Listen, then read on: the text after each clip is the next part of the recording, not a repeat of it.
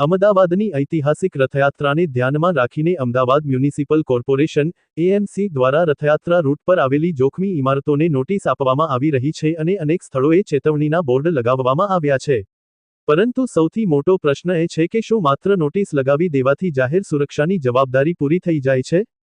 ખાસ કરીને દરિયાપુરથી દિલ્હી ચકલા વચ્ચેનો વિસ્તાર, જે અમદાવાદના વિશ્વવિખ્યાત હેરિટેજ વિસ્તારનો ભાગ છે, ત્યાં અનેક જૂની ઇમારતો આવેલી છે.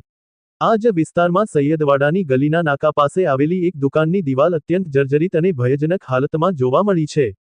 સ્થાનિક લોકોના જણાવ્યા મુજબ આ દિવાલ કોઈ પણ સમયે ધરાશાયી થઈ શકે તેવી સ્થિતિમાં છે. રથયાત્રા દરમિયાન લાખો શ્રદ્ધાળુઓ આ હેરિટેજ વિસ્તારમાંથી પસાર થાય છે. આવી સ્થિતિમાં જો સમયસર યોગ્ય કાર્યવાહી નહીં કરવામાં આવે તો કોઈ મોટી દુર્ઘટના સર્જાઈ શકે છે.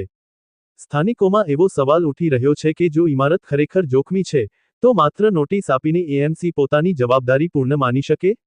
કે પછી જોખમ દૂર કરવા માટે તાત્કાલિક અને અસરકારક કાર્યવાહી કરવી જોઈએ? જાહેર સુરક્ષા માટે માત્ર ચેતવણીના બોર્ડ પૂરતા નથી. જોખમી ભાગોને સુરક્ષિત બનાવવાની, જરૂરી હોય તો વિસ્તારને બેરિકેડ કરવાની અને તાત્કાલિક સમારકામ અથવા અન્ય યોગ્ય કાર્યવાહી કરવાની પણ જરૂર છે.